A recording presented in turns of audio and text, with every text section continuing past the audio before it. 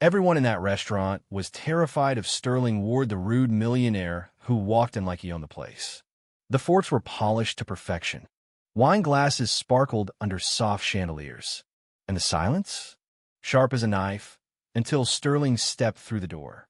Suddenly, the air thickened, and you could almost hear the collective gulp. Sterling Ward wasn't just rich, he was feared. At 52, this man had made millions in commercial real estate, broken more people than records, and his name was plastered on the tallest buildings downtown. His calls could end contracts, his tips were insulting, but his complaints? Endless. He never made reservations, never said, please, and never ate without humiliating someone first. The staff bent, bowed, and broke under his gaze.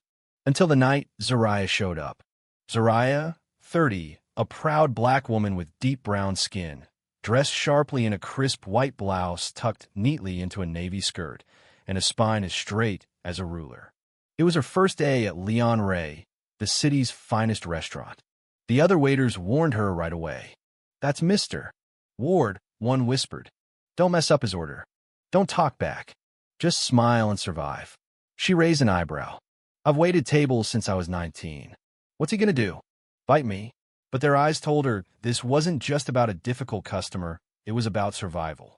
When Zariah approached his table, Sterling didn't even glance up. I want the filet, he muttered, scrolling through his phone. Medium. And if it's overcooked like last time, I swear I'll make someone cry again. Zariah blinked, took a breath. Noted. He looked up, eyes narrowing. New. Yes, sir. He clicked his tongue, sneering. You people don't last long. Her lips pressed tight. Excuse me. Don't get emotional, he scoffed. Just bring the food and keep quiet. She turned, fists clenched, heels clicking back toward the kitchen. She said nothing, not yet. Minutes later, she returned with his wine. Sterling took a sip, spat it back into the glass, then slammed the stem down like it was the worst insult in the world. Are you stupid? Or just blind? This is Syrah. I asked for Malbec. Do you even know the difference? Zariah swallowed hard. You asked for Malbec. The bottle you pointed at was Syrah. She tried to explain. Don't argue with me, he snapped, voice loud enough for half the restaurant to turn and stare. I've had dogs listen better than you. The diners nearby went still.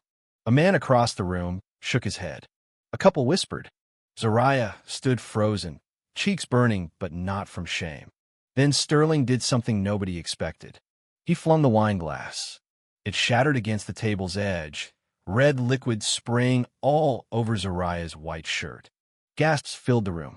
Cutlery stopped clinking. A baby somewhere started crying. Zariah stood there drenched, humiliated, breathing through clenched teeth. Sterling waved his hand, cold as ice. I'll be expecting a refund. And a manager. You're done. Zariah stared at him, then slowly stepped forward, one hand on her hip, finger pointed squarely at his smug face. You're right, she said, steady, loud enough for everyone to hear. I am done. His smirk faltered. I've cleaned up after men like you my whole life. Men who think money gives them a license to spit on dignity. You break people because you're broken inside. You humiliate staff to feel powerful. But all it really shows is you've never earned respect, only bought fear. Sterling's jaw dropped. Waiters froze. Dinis tarat. But Zariah wasn't finished. I'm not afraid of you, Mr. Ward. I've been homeless. Worked 3 jobs. See my mom scrub hospital floors at midnight and still come home smiling. And I'll be damned if I let some suit throwing tantrums over wine make me feel small. Just then, Jonas, the manager, rushed in from the kitchen, breathless. Zariah, what's going on? Sterling stood up, flustered. This waitress insulted me. Fire her now. Jonas looked torn, glancing between the millionaire and the trembling waitress, her shirt stained, hands shaking but eyes sharp with pride. I'll get the owner, he mumbled. Sterling smirked again. Please do. What no one knew was the owner had already seen everything. Sterling folded his arms smugly. Certain victory was just moments away. You'll be out of here before dessert, girl. Hope you're good at scrubbing sidewalks. Zariah stood frozen, chest rising and falling, wine soaking her shirt, but eyes locked on his without blinking. The dining room fell silent. Conversations evaporated.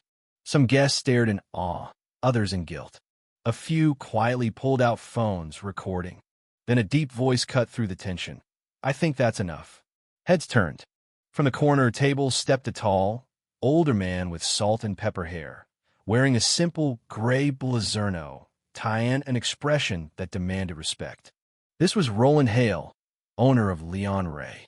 His presence silenced even Sterling. Roland approached the table, glanced at the shattered wine glass, then at the red stain on Zariah's blouse. His voice calm, almost too calm, he said, "Mr. Ward, I watched this whole thing from the moment you arrived."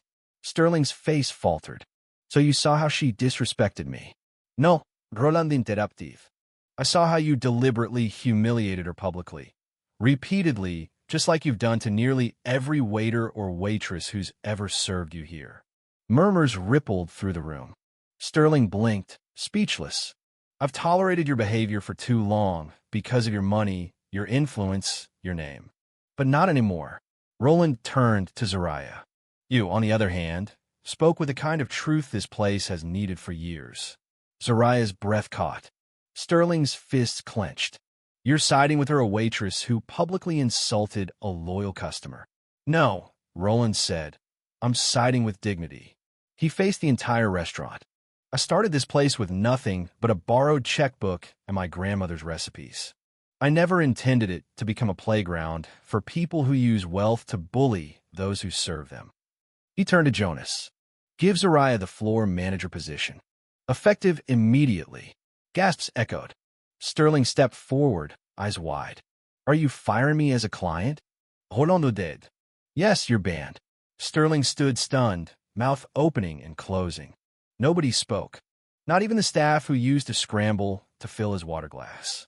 Zariah stood, shaking not from fear, but something else entirely. The restaurant erupted in applause. Not loud, but real. One table started it, then another, until half the room was clapping. Sterling left without a word. No tantrum, no dessert, just silence. An hour later, Zariah sat in the back office, wearing a clean shirt, apron folded neatly on the desk. Roland handed her a folder labeled management. "I know you didn't come here looking for a fight," he said. She nodded. "But I wasn't about to let someone throw wine at me and walk away smiling." He smiled. "That's why you're staying." She hesitated. "You're sure?" "Look out there," he said, gesturing toward the dining room. "You gave everyone here permission to breathe. You stood up not just for yourself, but for everyone who's ever swallowed their pride because they thought they had to." Zariah exhaled. "Thank you," she whispered. By the next day, the video was viral. A diner posted it with the caption, "She finally said what we were all thinking." The clip of Zariah, soaked in wine but standing tall, calling out Sterling Ward's cruelty, racked up over 2 million views in 24 hours. Comments flooded in, "She's a hero. Why do the rich think they own decency?" Roland Hale did the right thing. News stations called, talk shows wanted interviews. And Sterling? Well, silence had never been so loud. Within the week, 2 major sponsors publicly cut ties with Sterling's real estate firm, citing concerns over pattern of abuse and reputation risk. His name became a warning. Zariah became a spark. Back at Leon Ray, nothing felt the same. The air was lighter. Staff stood taller. Laughter returned to the kitchen. And near the front desk, a small gold plaque shone under the light. Respect is the dress code. Manager Zariah Coleman. She didn't become rich. She didn't want fame. But what she earned was freedom from silence, from shame, and the freedom to stand up, not just for herself, but for anyone who ever felt afraid to speak. Because sometimes courage isn't yelling back. Sometimes courage is just refusing to bow. So what do you think? Does money really buy respect? When power is abused, how do we fight back? Drop your thoughts in the comments. I want to hear your take. If you enjoyed this story, don't forget to hit like and subscribe for more emotional, dramatic, and unexpected tales. And tell me, where in the world are you watching from? Until next time, stay kind, stay curious, and keep watching.